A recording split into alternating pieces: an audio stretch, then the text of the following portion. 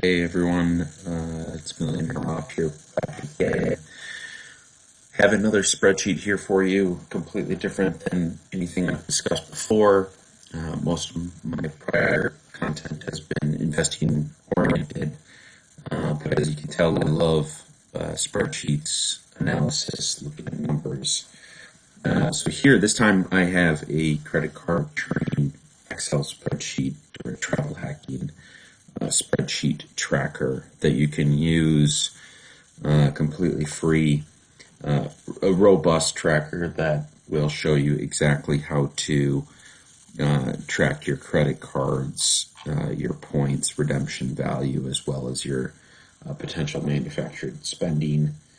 If you don't know what travel hacking and credit card churning is all about, is really finding credit cards that have have maximum bonus, upfront bonus opportunities for little cost, as low as cost possible relative to the sign-up bonus, in order to reap the benefits of the card itself, as well as the bonus value to accumulate points, as well as that can be either one, redeem for cash value, or actual redeem for travel value. For me, it's all about the travel. For redeeming $700 worth of cash value, or 500, even, really that's not gonna move the needle too much for me. I'd rather spend that on an amazing trip somewhere for little to no cost. And so let's start going through the Excel spreadsheet for credit card churning in depth. The first tab is CC. This is a listing of all of your credit cards for you to track. Here, this is all just sort of placeholder data. Some of this might be sort of up-to-date information and could be just information that's stale, but these are actually some data points that you can use just in terms of cards that are potentially out there. It's all just basically input data at this point. That's just for illustrative purposes only. But a couple main areas that I'd like to show. So here you have the application date. You'll want to input your own application date, obviously, as well as sort of the annual fee on any account. From there, it'll take whatever day it is today and count your sort of age of account in terms of months. This is important in terms of, for tracking your annual fee. Sometimes, depending on the card, it might not make sense for you to keep it open.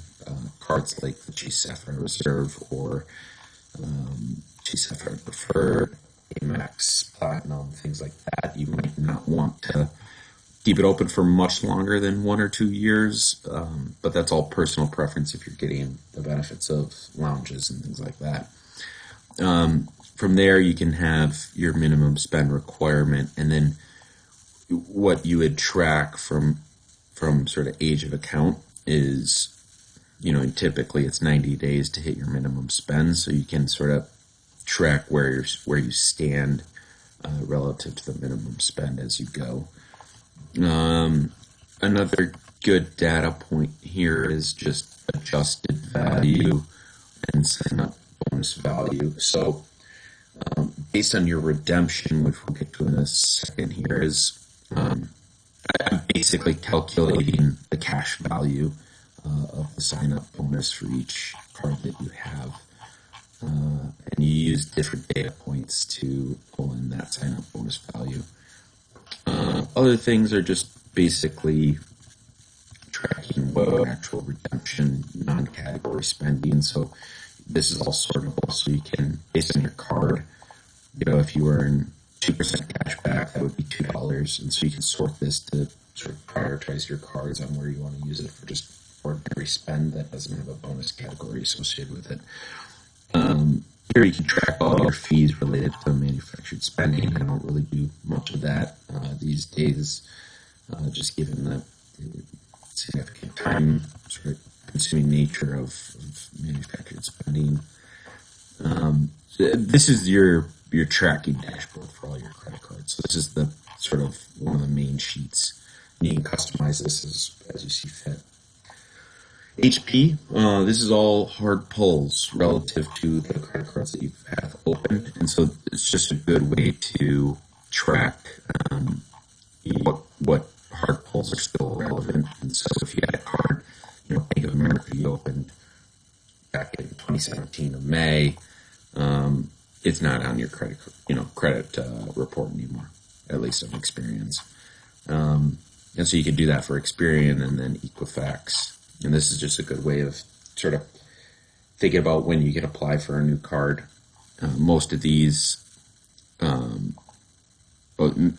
May of 2015, and then date to fall off was 17, so it's not on there anymore. But this is a good way to just at least track what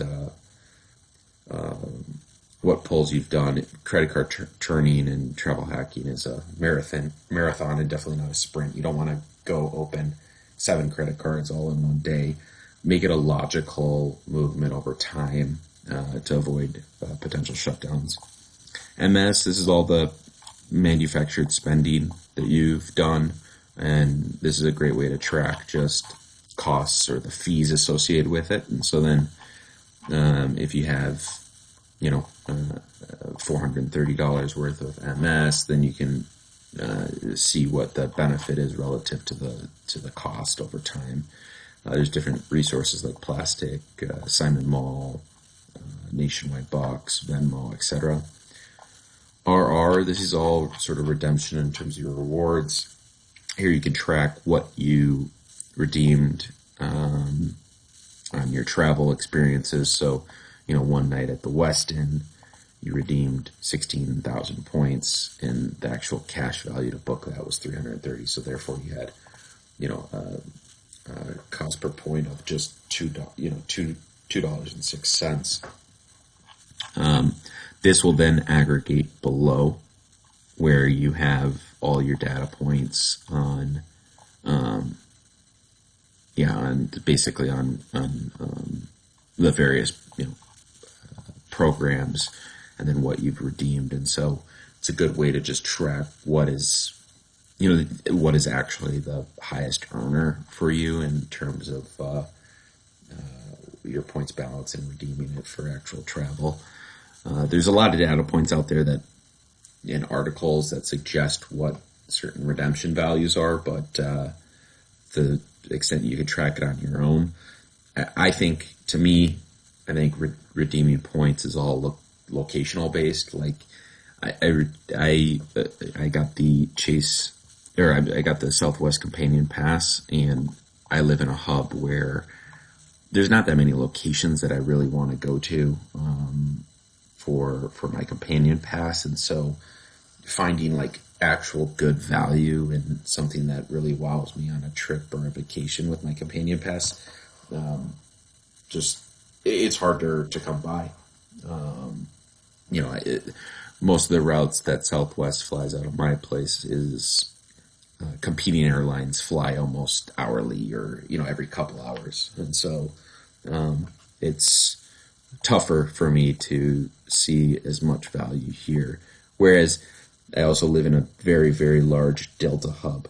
And so while a lot of people in different locations see 1 times, I'm frequently seeing almost 3 times, $3 per point on Delta type flights. He is all the various cards and checking accounts that you have, and so the various sort of bonuses that you have for those. YS is sort of a yearly spend sheet where you have all your income, your expenses, and entertainment, as well as all your churning costs or travel hacking costs. This can be used, obviously, if you're not big fan of credit card churning. You can sort of rip this tab out of it alone and have this be almost a personal budgeting tracker to see how much sort of income you're truly bringing home at the end of the day, or how much disposable income you have to spend freely. V is all the various costs associated with travel that you've actually booked. So you can log your actual trips based on date, location, and all the major costs that are associated with that. And so then you get to a sort of a cost per day, and you can track everywhere you've gone, average out the cost per day, and then use that to your advantage in terms of what have been the more costly locations or costly hotels, etc. Good way to go back into your log, and then when you book a trip 2 years down the road for a location that's you've already logged, it's a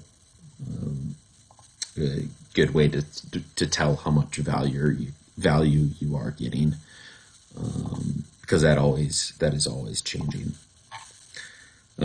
Here, then there's another just sort of detailed spread sort of tab, if you will, to log additional exact purchases associated with these trips. And so this, in my opinion, is an all-encompassing spreadsheet for you to track your credit card churning and overall travel hacking goals. There's much more beyond travel hacking, in my opinion, than just credit card churning and manufactured spending. There's the the tools that it takes to actually book the award travel at the highest valuation possible, or the most favorable valuation possible.